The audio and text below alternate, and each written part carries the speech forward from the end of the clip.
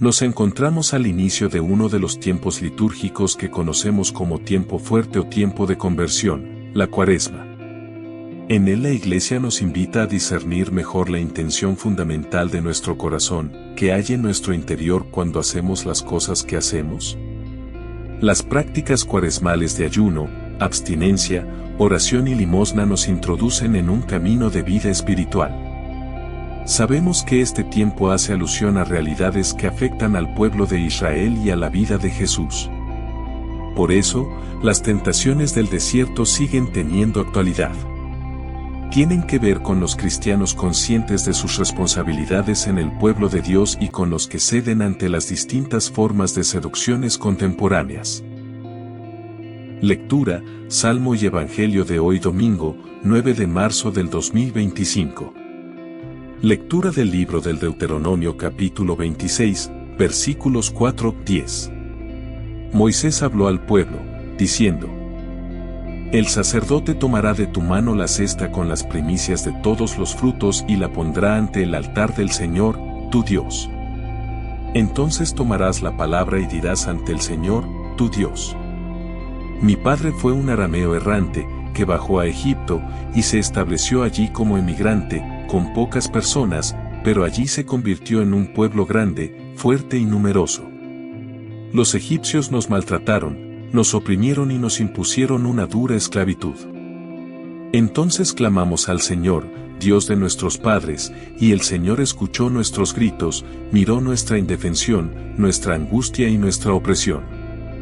El Señor nos sacó de Egipto con mano fuerte y brazo extendido, en medio de gran terror, con signos y prodigios, y nos trajo a este lugar, y nos dio esta tierra, una tierra que emana leche y miel. Por eso, ahora traigo aquí las primicias de los frutos del suelo que tú, Señor, me has dado.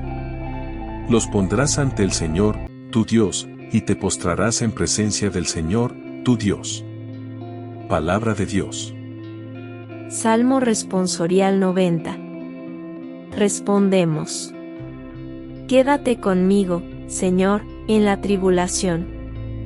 Tú que habitas al amparo del Altísimo, que vives a la sombra del Omnipotente. Di al Señor, refugio mío, alcázar mío. Dios mío, confío en ti.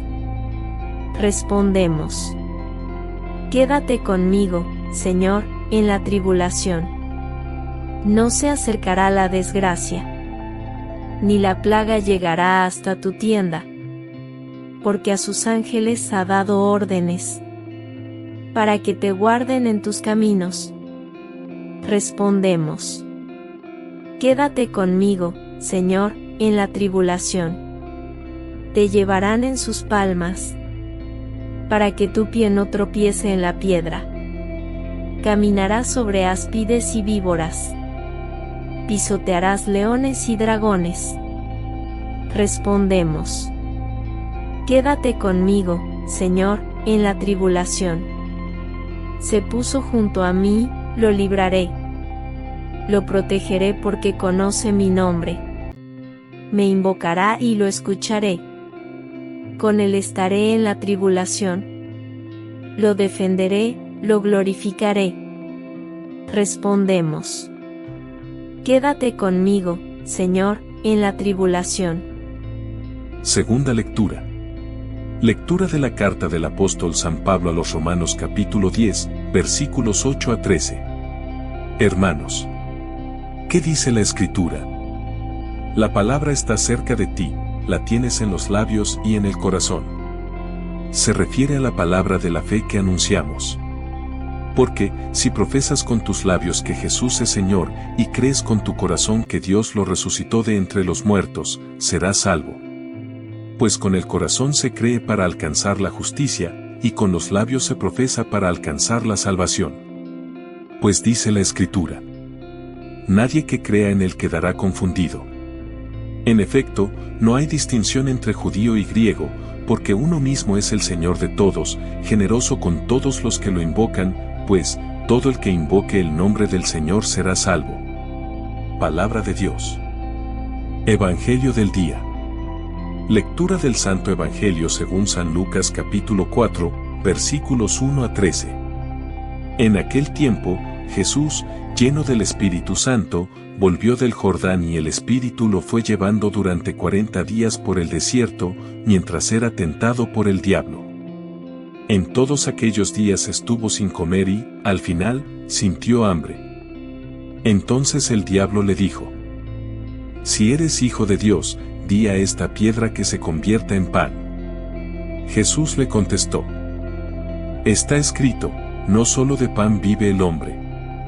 Después, llevándole a lo alto, el diablo le mostró en un instante todos los reinos del mundo y le dijo: «Te daré el poder y la gloria de todo eso, porque a mí me ha sido dado, y yo lo doy a quien quiero. Si tú te arrodillas delante de mí, todo será tuyo». Respondiendo Jesús, le dijo: «Está escrito, al Señor, tu Dios, adorarás y a Él solo darás culto».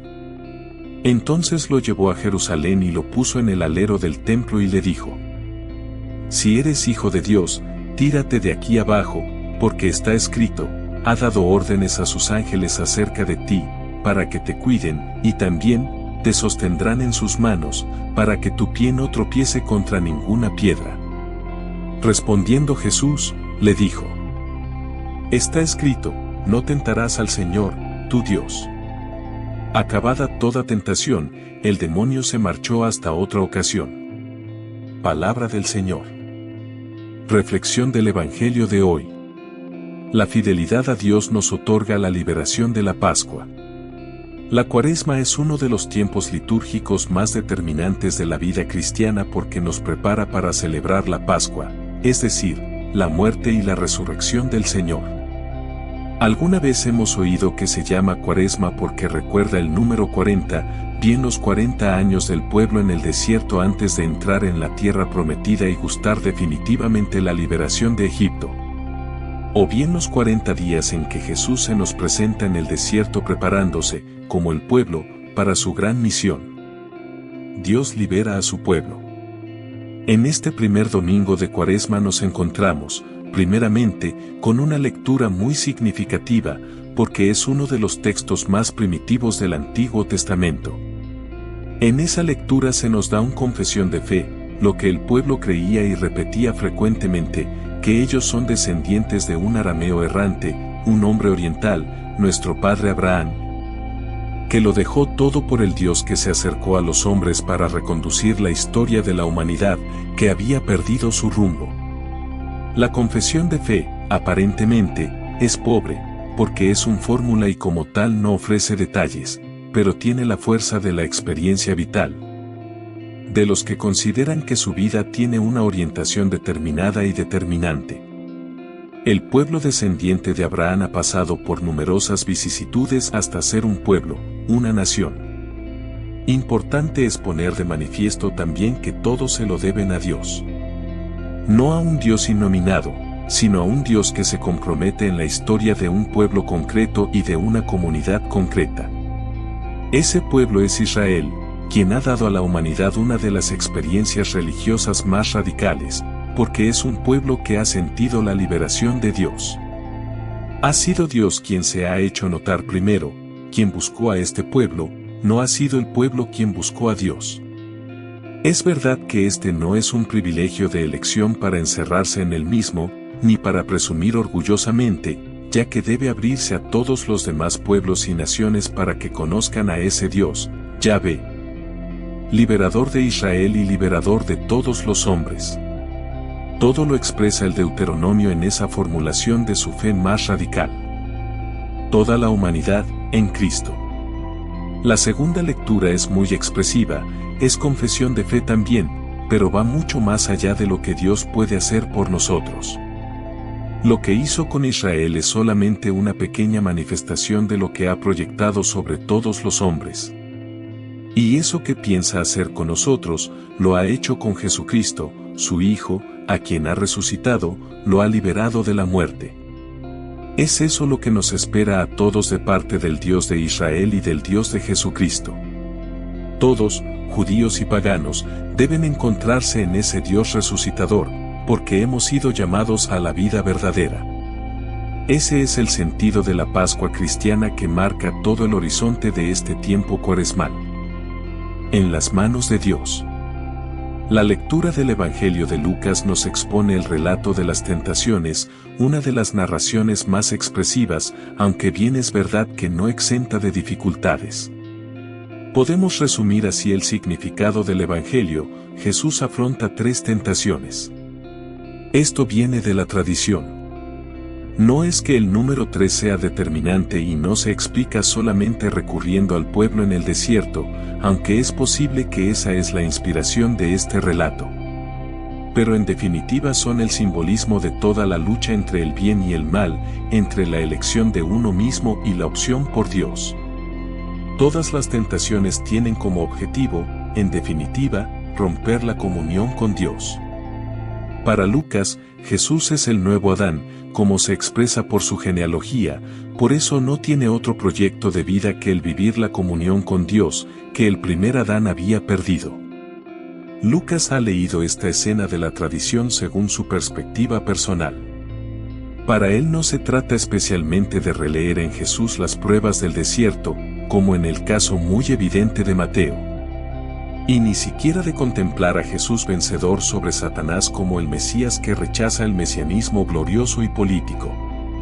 Lo que él considera en Jesús en el desierto es esencialmente el designio del Padre que está cumpliéndose. Y esto lo interpreta según la mentalidad de que no puede suceder sin que se encuentre en su camino al adversario, el que trabaja para que la humanidad se pierda en sí misma. Este encuentro es solamente la anticipación de otro que será definitivo, en la pasión y la cruz, que es la consecuencia de su vida. De ahí que haya reorganizado la tradición primitiva para que todo acabe en Jerusalén, donde Jesús vivirá su pasión. En el caso de Mateo el orden de las tentaciones es distinto y termina en un monte muy alto, que es toda una figuración. Ambos han leído este episodio en el Evangelio Galileo de Q. Algunos prefieren llamarlo así. En Lucas todo termina en Jerusalén porque para este evangelista Jerusalén es el final y el comienzo de la vida de Jesús y de la comunidad cristiana primitiva. Es en Jerusalén, además, donde han de tener lugar las experiencias del resucitado a los discípulos y, por lo mismo, este triunfo de Jesús en lo más alto del templo es todo un apunte de la victoria sobre la muerte que ha de anunciarse desde Jerusalén hasta los confines de la tierra. Si Lucas ha querido presentar la filiación divina de Jesús en la dimensión del nuevo Adán, como en la genealogía, su relato de las tentaciones debe leerse en esa clave.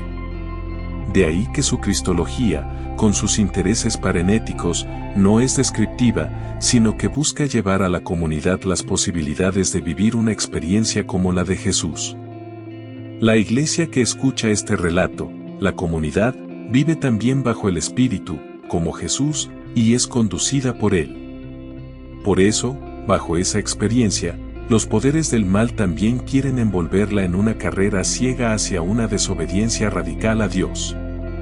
En definitiva, Lucas quiere que aprendamos a ser personas libres, como Jesús, en nuestra fidelidad a Dios.